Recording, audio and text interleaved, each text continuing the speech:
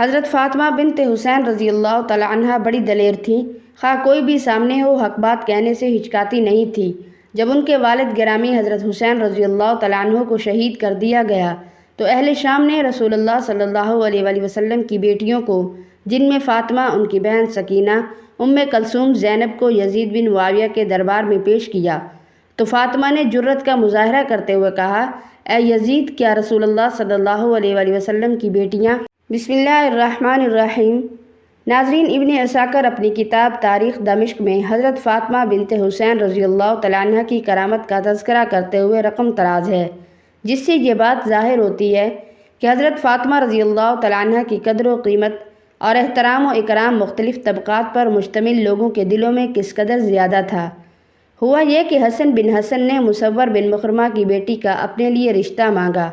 عربوں میں اس انداز کو معیوب نہیں سمجھا جاتا تھا، جس سے بھی براہ راست رشتہ مانگا جاتا ہے وہ اس میں اپنی اہانت نہیں سمجھتا، بلکہ خندہ پیشانی کا مظاہرہ کرتے ہوئے اگر پسند ہو تو قبول کر لیتا ہے اور اگر ناپسند ہو تو اسے مسترد کر دیا جاتا ہے۔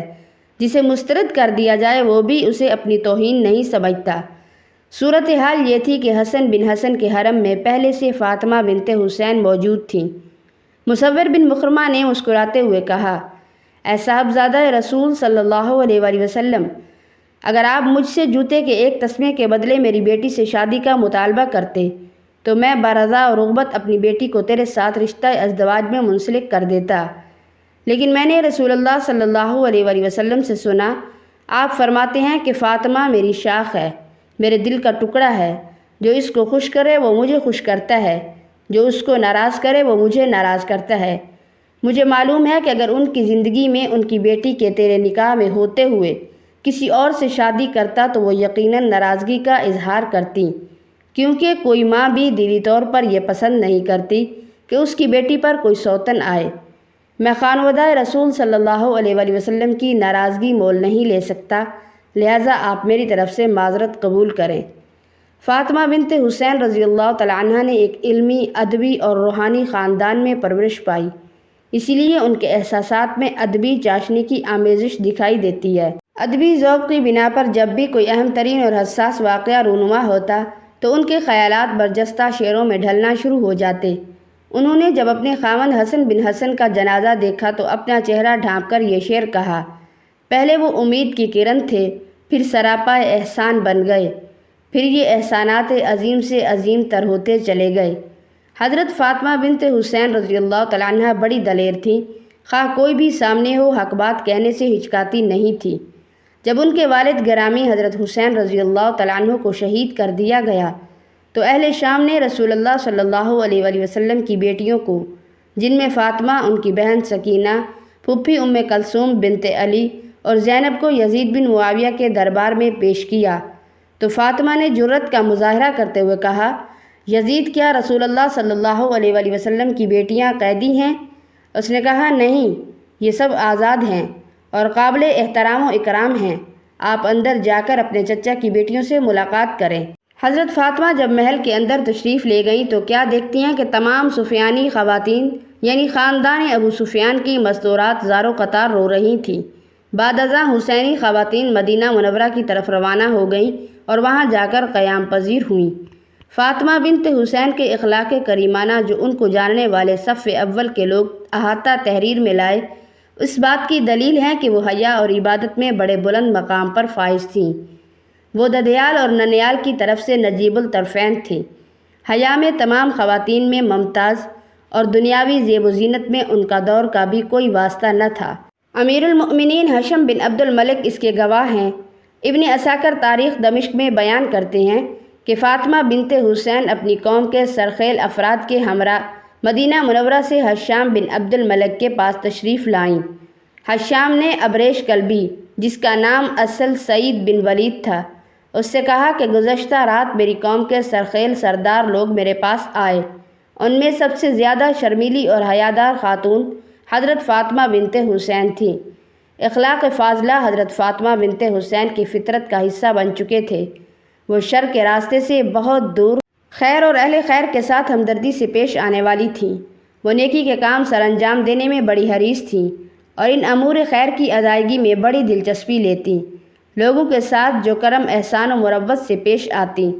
تاریخی واقعات بیان کرنے والے بتاتے ہیں کہ ایک دفعہ کمیت بن زید اسدی آپ کے پاس آیا تو آپ فرمانے لگے کہ یہ اہل بیت کے مناقب بیان کرنے والا ہمارا شاعر ہے۔ آپ نے اپنے ہاتھوں سے ستو بنائے اور اسے پینے کے لیے دیے۔ اس نے نوش فرمایا، پھر آپ نے اسے 30,000 دینار دینے کا حکم صادر فرمایا یا کوئی سواری دینے کا حکم دیا تو اس کی آنکھوں میں آنسو آ گئے، روتے ہوئے کہنے لگا کہ اللہ کی قسم میں یہ دینار نہیں لوں گا، میں کسی دنیاوی لالچ کی خاطر آپ لوگوں کا احترام نہیں کر رہا، میرے دل میں آپ لوگوں کی چاہت، احترام اور عزت محض اللہ کی رضا کے لیے ہے۔ حضرت فاطمہ بنت حسین رضی اللہ تعالیٰ عنہ کے اقوال زریں آپ کی دانش فراوانی، تجربے کی خوبی، مروت و ہمدردی کے کمال اور دل میں اللہ کے خوف کا پتہ دیتے ہیں۔ آپ کے اقوال زریں تاریخ کی مسترد کتابوں میں درج ہیں، جن میں حضرت فاطمہ بنت حسین نے اپنی اولاد کو اکٹھا کیا اور ان سے فرمایا، میرے بیٹو، احمق اپنی حماقت کی وجہ سے کوئی فائدہ حاصل نہ کر سکے اور نہ ہی وہ زندگی کا کوئی مزہ لے سکے۔ یاد رکھو، جرأت مند اور بہادر لوگ ہی ہمیشہ زندگی کی آسائش سے لطف اندوز ہوا کرتے ہیں۔ اللہ کے خوبصورت پردوں میں ہمیشہ پناہ لینے کی تمنا کیا کرو۔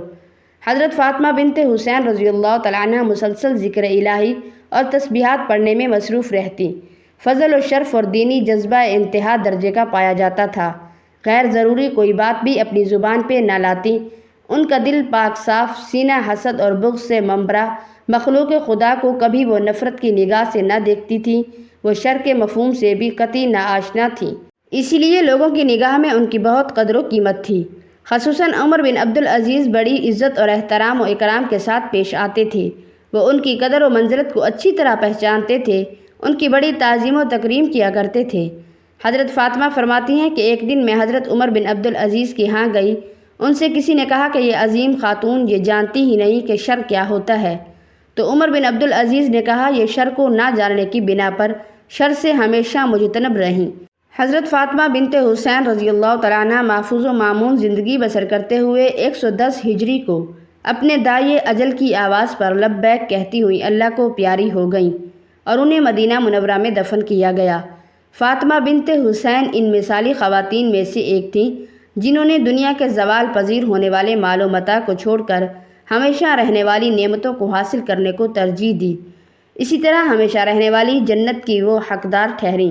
ناظرین، آئیے ہم بھی وہ دل آویز دعا کریں جو حضرت فاطمہ بنت حسین رضی اللہ تعالیٰ عنہ کیا کرتی تھی۔ الہی میرے لیے اپنی رحمت کے دروازے کھول دے، الہی میرے لیے فضل کے دروازے کھول دے، آمین ثم آمین۔ اللہ ہم سے راضی اور ہم اپنے اللہ سے راضی۔ ناظرین، اللہ تعالیٰ کے 99 ناموں میں سے ایک نام کمنٹ باکس میں ضرور ٹائپ کریں۔